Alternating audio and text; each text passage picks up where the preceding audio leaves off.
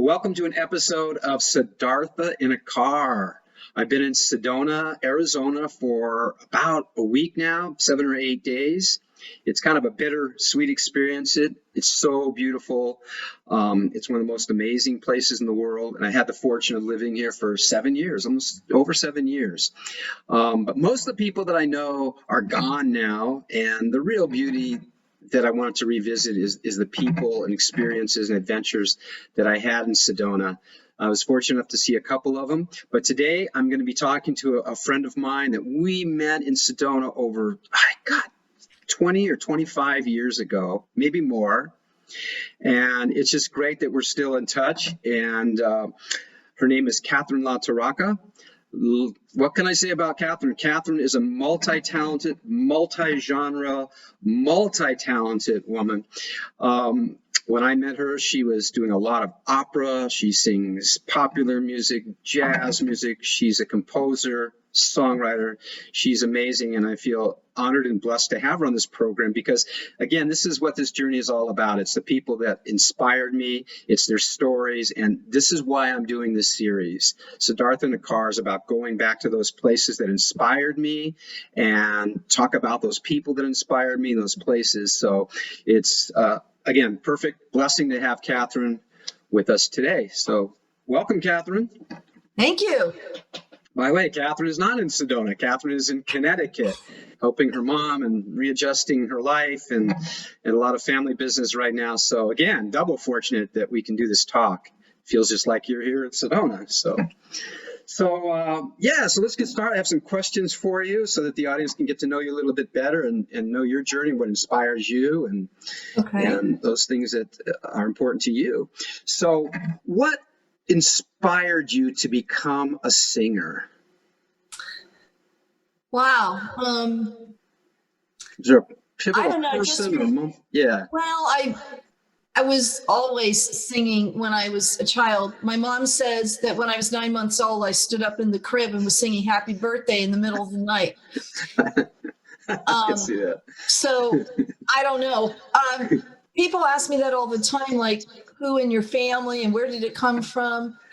I don't know. Back in Italy, I think I had a great grandmother that liked to sing, and certainly family members liked music a lot. But I was just always trying to get on the stage when I was little, and any time when I was in kindergarten, they had the girl was supposed to do some kind of solo in the program, and she got sick and was absent, and I said, I'll do it, and I jumped in, and that was the beginning of me being not the first choice, but always the one that could save the day. Oh man. So it started. You start your career as a stand-in, basically. Yes, at 4 years old in kindergarten. You got a break at 4 years. But I kept asking for voice lessons for so long, and I kept being told I was too young. I started dance when I was 4, and I had an excellent dance teacher that came out of studied with Martha Graham and had a really professional studio. And even though we were small children, we were taught how to conduct yourself on stage, how to keep going when things happen, like your little hat falls off or whatever. And I learned a lot that I'd even teach my students today about how to carry on and not be distracted when things don't go perfectly on live performance. Okay. So I had good training there. And then finally, when I was a young teenager, they allowed me to start taking voice lessons. Started 4 years old then. Yeah. You knew then that you wanted to be a singer at 4 years old, and you started singing. I knew I wanted to be a performer. I didn't know if anybody would let me do it, but I was always wanting to be on the stage because that creativity and that form of expression and music really spoke to me. My mother also tells me that when I was around 4, I guess, they had one of those toy pianos, those little ones, those little wood ones. Yep. And she told me that one day I was playing just a really pretty melody, and she asked me what it was. And I told her, I made it up. So you were composing at a young age too. Composing, singing at 4 years old. Yeah. Amazing. Well, so when we met a million years later, I remember you telling me stories about your time in the United States Army. And it used to, I couldn't quite comprehend it because you were telling me you sang opera in the Army. Like, opera Army, opera Army. How does that work? So I was wondering if you could share just a couple of highlights of your experience in the Army singing and what that was like and what you did and how that worked out. Well, when I went into the Army as a singer for the Army Field Band and Soldiers Chorus, what was good about that job is even though I was trained classical, we sang all kinds of styles. So we did evening shows that were Broadway for the general public, and we did high school shows that were choral and classical, and I got to be an opera soloist. That was good. And then in the mornings when we were on tour all the time, we did high school shows that did whatever was top 40 at the time, plus 50s and 60s music, rock and roll shows.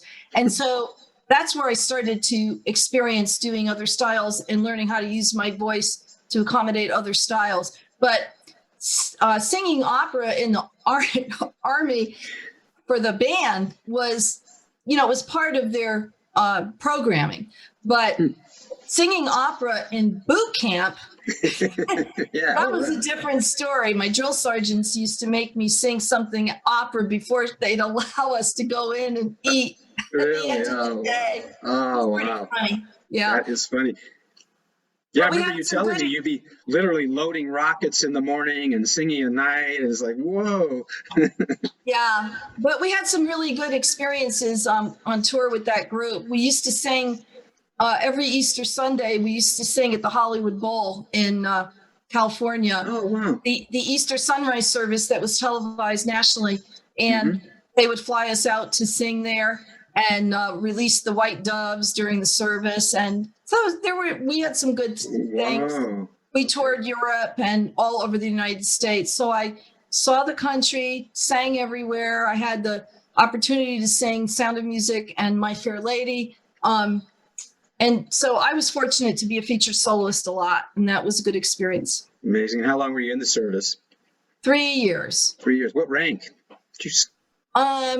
At the time, it was called specialist something or other. I can't even remember. Specialist. It's like a staff sergeant rank because I had a master's degree in music. Oh, wow. Okay. So okay. Yeah. Wow. And where did you get your master's degree, by the way? That was Boston Conservatory, and my undergrad was New England Conservatory Music in opera. Yeah. Amazing. Well, what inspired you to move to Sedona? Well, let's see. Sedona. I was living at the time in Washington, D.C. I was singing at the Kennedy Center with the Washington Opera, and it was the beginning of the Gulf War because it was 1990. And I was going to rehearsal for the Magic Flute or some opera, and you park underneath. They're parking the underground, and when you come up into the Kennedy Center big lobby. And one night I came up for rehearsal, and there were police and guard dogs, bomb dogs, sniffing dogs, all through the Kennedy Center. And I thought, oh, I think it's time for a change. Really? This isn't really where I want to be. Oh, wow. Anyway, at the time I was working at a travel agency, and I had the opportunity to visit Sedona, and I went with a friend. And any major move I've made has never felt like I made a conscious decision, like it was logical, like I got a new job, so I moved there. I did that with the Army, but that was the only thing. It was more like I went to Sedona and I felt like I was supposed to be there. And I had a lot of resistance because it didn't look like the picture of what I thought was my life. I liked the big city and my friends and all the activity. Well, welcome to Sedona. I think that's almost everybody's story that I've ever talked to is definitely my story. I just came out to visit one Thanksgiving and turned around. We packed up everything and moved there. 7 years later, moved out. So I call it the University of Sedona. It's just, there's definitely an invisible curriculum that so many people take, and then it's time to go.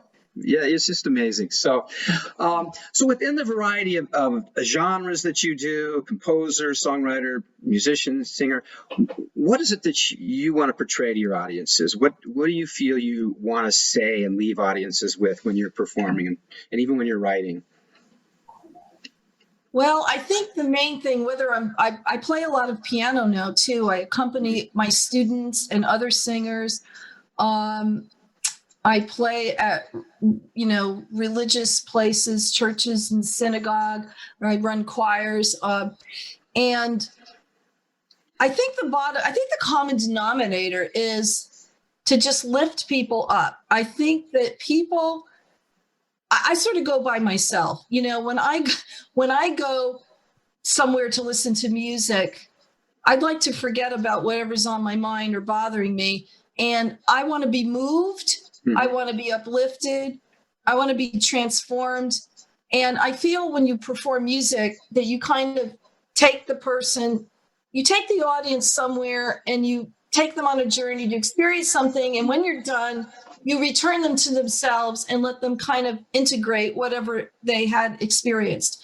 And there's so many hurting people in the world that I feel like anything that music can do to help hurting people hurt less is really valuable. So whether I'm playing piano music or I'm singing a song or I'm directing a choir, basically what I like people to feel that they're hearing and feeling, spirit through whatever it is that's being done.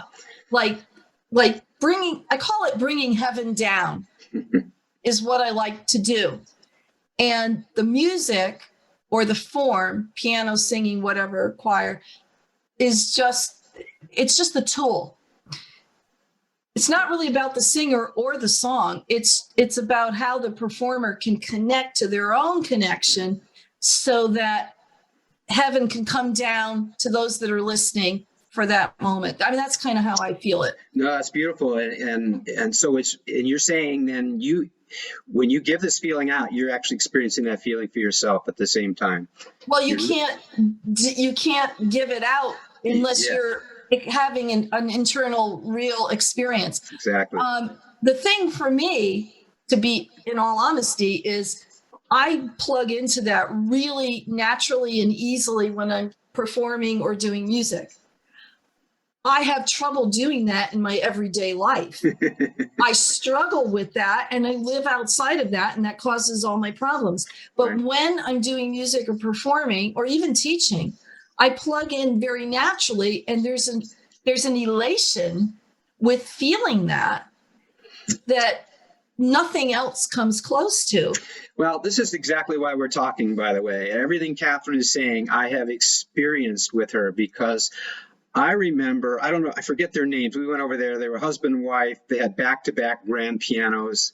And you were singing something. I don't know. And I remember just like, heart attack. And it's like, and then every time I've heard you sing, and this is why I want to talk to you, because you are the consummate artist in that way of giving those feelings to people. You can't help but be moved when you're singing and doing your art. You'd have to be dead, no pulse. So that's why I wanted to talk to you, because you are definitely one of the people that inspired me, in your commitment, your authenticity, and your art. I mean, that's what I love seeing in artists, is the real thing, Well, thank you. When I think for me, I'm a person that feels things very deeply and very intensely, and it works really well in performing and music. It's kind of hard in life sometimes. So I was this child that nobody knew what to do with because there was just too much emotion.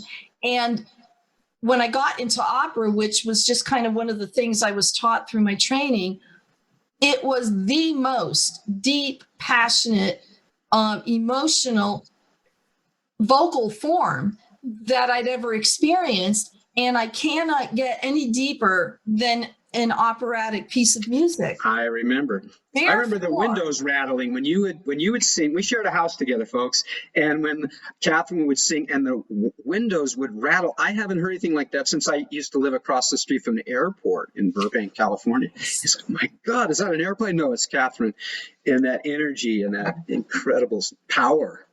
But the thing is, I think what happens with me is that there's permission to feel, and it's acceptable to feel at that level in that format. And so that's when I got into it, I found like, oh my gosh, this is where I can be my full scope of emotional being. Right. And it's okay because people like it when I'm up here and not having a conversation. Right. It keeps you out of jail, keeps you off of drugs. Exactly. This is what art is, you know. It's a legal way to express these deep and ugly and beautiful feelings, you know. And so that was another thing. I never did drugs or anything or smoked because I was so paranoid that I would just wake up one day and never be able to sing again. Right. Well, if there's one thing you could leave for aspiring singers, musicians, composers, you know, from your experience, from everything you've done, what would you say to somebody coming up at 4 years old or maybe a little older, you know, in your shoes when you were then there? Well, I would say to try everything that appeals to you and remember that art is messy, and pretend you're a child that's playing with finger paints and it's not going to be perfect. You don't go from, you know, doing it badly to doing it great. You go from badly to a little bit better, and it's incremental. I would also say that if you have supportive, creative people in your life, that's great. But if you have what I call creative monsters, then you need to find a tribe where where it's acceptable to explore and try things. Because I have singers that improve with me who are not like singers professionally. Some of them are professional painters, writers, that other professions. And vocal work, it improves you so much in your life because it makes you work on yourself. Yes. I mean, when you work on your voice, you're working on your life because your voice is who you are. And so you don't have to be always going into it as a profession. In the United States, music is kind of relegated to those who are like, you know, the celebrities. But if you go to European countries, South American countries, music and dance it's part of how people relate to each other, and then they find more of themselves that way. Beautifully said. Exactly. It is working on yourself, whether you're professional or not. You know, I call it the authentimeter. I invented this term the other day. You know, like you're playing a passage or singing something. Is it authentic? Is it really coming from that place that I want to say something? Or am I just repeating something I heard? So I put it on the authentimeter. Yeah, that's what I want to say. That's really good because I tell my students all the time, you have to sing with conviction. Yeah. You might have learned your words and your notes, but when you deliver them, you have to be a person in that moment who wants to say that. So you have to have an opinion about what you're saying. Singers are using lyrics, and they have to be authentic, like you say, and that's part of the art form. If you don't have that life experience, you have to come up with something that makes it real for you so that you can trigger your listeners to have a real authentic experience. Absolutely. Good. Absolutely. And that itself is an art form, you know, because a lot of people out there singing covers and you can't believe it. You know, you just can't believe it's just a cover. I tell my students all the time, you know, listen, and if you don't want to mimic how they're singing, how they're using their voice, but learn to discern between what they're doing musically that you might want to lift or borrow, and not trying to make your voice sound like their voice. You want to sing with your voice and maybe borrow some of those musical gestures. Absolutely. Well put. Beautiful. So, you know, performing is intense. Can be intense. You're a teacher, you're a singer, all these things are very, very intense. As wonderful as they are, you need time to relax, chill out, regenerate. What do you do? What do you do to just like, man, I got to let this go for a while. I got to chill. What do you do? I stay away from people. Yeah, well, no kidding. I do too. What's that look like? I was born for lockdown. There's a song. I was born for lockdown.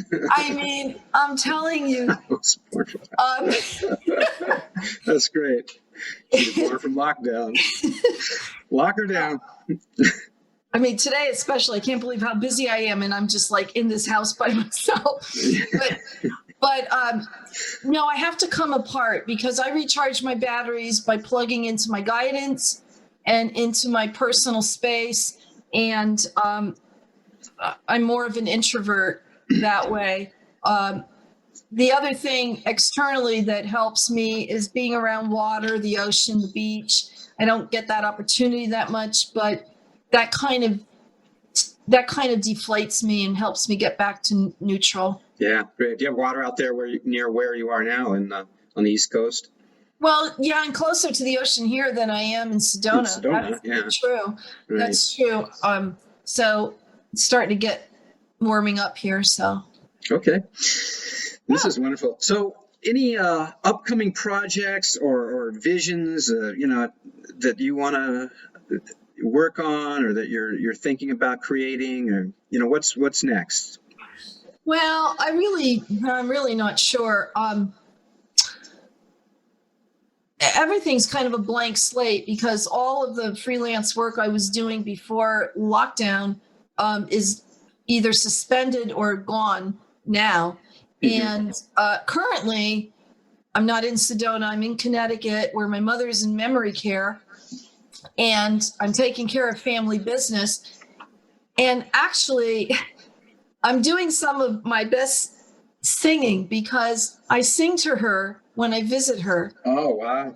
And in the past, when she didn't have dementia, she would have thought that was silly. But now she responds to the music and her whole mood just changes and calms down. I sing songs, Frank Sinatra and things that she knows and grew up with. And she knows the words, and her whole demeanor just changes instantly. So I feel like I'm doing some of my best work by singing to her during this home stretch of her life. And, I'm just in the moment with that. And I think if there's something more to be created beyond the pandemic, beyond me being on the East Coast and beyond her passing, it'll just be revealed to me. Yeah, that brings up an interesting topic. We don't really have time to get into depth, but I just wanted your comments on it. I went to see a talk by Oliver Sacks, who was a pretty renowned neurologist and a music in neurology, and he talked about one of his most severe Alzheimer's patients couldn't remember anybody in his family, but he remembered every line of every song he ever sang. What about that? Why is that? That's because music bypasses the brain and goes right to the heart. So the music is going through a clear channel, and the details might be in part of the brain that are affected. I'm not a medical person to explain it properly, but that is why music that was from early years is retained, because as the dementia person slowly loses and dissolves the most current and goes back further, those things stay. Interesting. The further back they go, the more pure the thought and the memory. Right. So that's why I sing to her. She was a teenager in the 40s, and so I sing her a lot of big band 40s music, and her feet start tapping and she starts moving, and her body just is like, it's like a nutrient that her body's just absorbing. Well, I think we've both seen a lot of that playing in retirement homes. Yeah, seen a lot of things in retirement homes, but people would just jump up, or they would tap, or they would start singing. They would literally come in depressed to be staring at the floor, and then the music, it would just lift them right up. It's just. And then the other piece of that is, I hope that we as musicians who are doing this music, which is good for your brain, will have longer, healthier lives because of our, daily association with the art form. Absolutely. Keeps me going. Well, Katherine, this has been awesome. This is exactly the idea. I'm so happy to catch up with you after all these years. And it's just like time hasn't passed. I remember we've had just amazing discussions when we were together for hours, just hours and hours and hours. 31 years ago. It was Is it 31 years? 31 years ago. Wow, look at that. Where does that go? And I wrote my first song at that house. I mean, Love it was Star. so beautiful. Love Star. Yeah, that was just so beautiful, that whole experience where I dreamed a melody. I had never had that happen before. And then I got up and played what I was hearing in my head, and I didn't even know what I was doing. But you were inspiring to me because you were so inside of that whole thing. Yeah. So anyway. That's great. Thank you for having me. Absolutely. Thank you very much. So we're gonna play some of Katherine's music, on the way out. But I just wanted to thank you all for listening. Thank you, Katherine, and stay tuned to Siddhartha in a Car. I don't know where I'm going next, but you'll find out soon. Ciao. Bye-bye. Thanks for joining in, everyone. If you'd like to stay in touch and updated about future programs and events, please check out my website and leave your email address. If you'd like to support this program, my music, workshops, and other events, see the link below and check out the benefits you'll receive by becoming a patron. Meanwhile, I wish you maximum creativity, power, and love. See you next time.